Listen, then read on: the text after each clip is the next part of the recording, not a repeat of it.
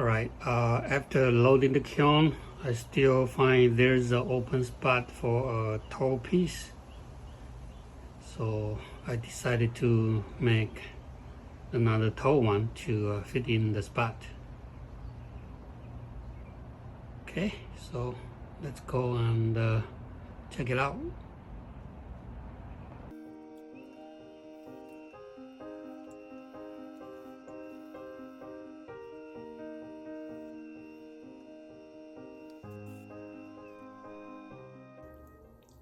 I'm ready to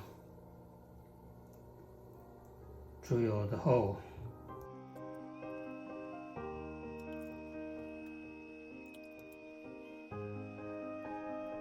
Usually when I'm drilling the hole, my head should be on top of here to look at it, but since I have a camera up there, so I have to kind of bend my body to avoid my head in the way of the camera.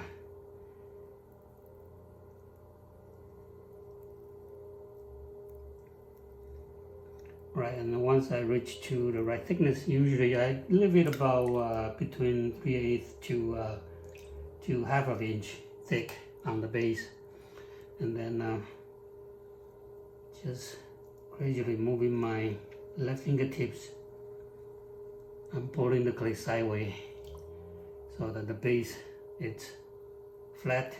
Start from the center point and then try to move it out, and even make it more dramatically, put in an indentation right by the corner.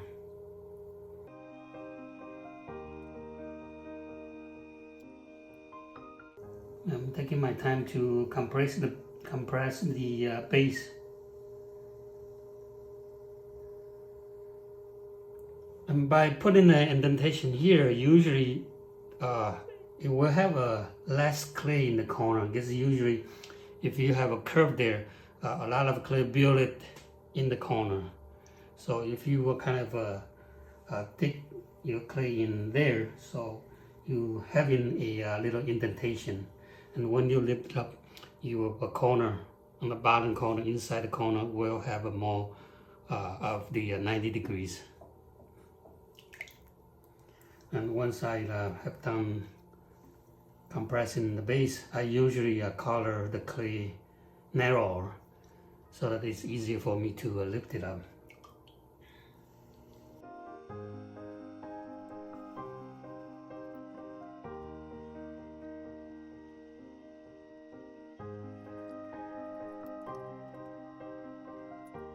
And since this piece of clay here, down here on the bottom is still quite thick, so I am just going to lift.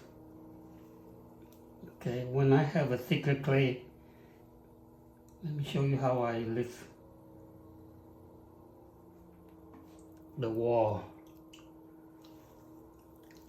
So the right hand stays outside here to support it, and then the inside hand from the little indentation in the corner, and try to spray out the clay and slowly lift it up. When I have a very thick clay, I do this method to save me a lot of effort.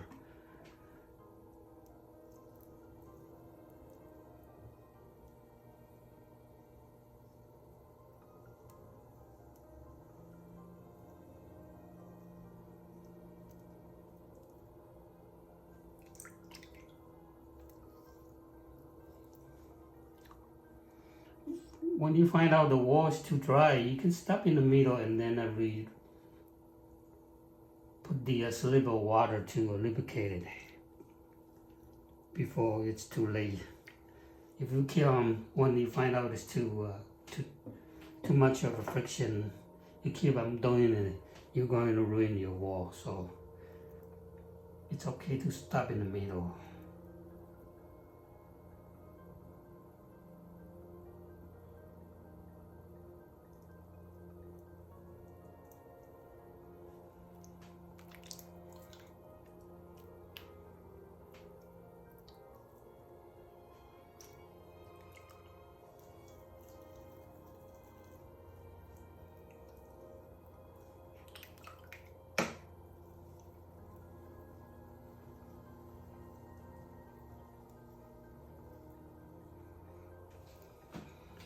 I'm bringing in this corner so that push the clay up so that I don't have too much clay build up in the corner, the outer corner and the inner corner.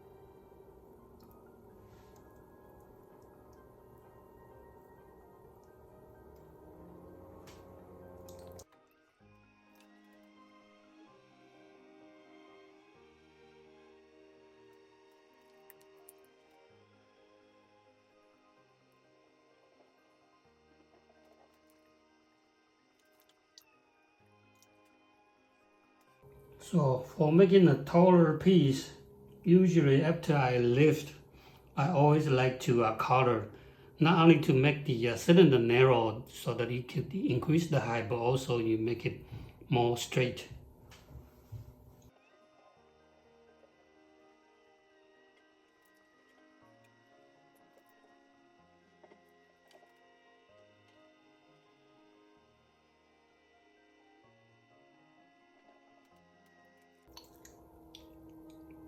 So before I color again, when this is wide open, I could remove the slip and then put it back to work on the inside.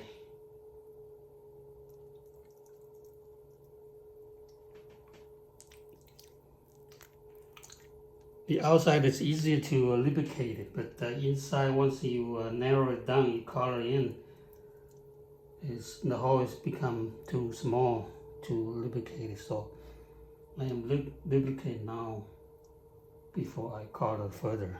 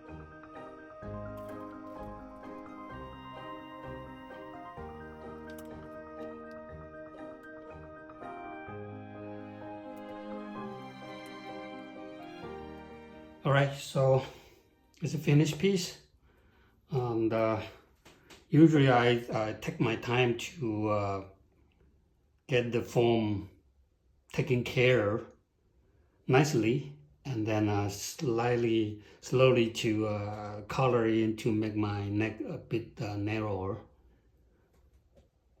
That's how you are making the bottle shape. Okay, you should be doing the bottom portion. Take your time to shape it before you close it. Let's see how tall this one is. So again,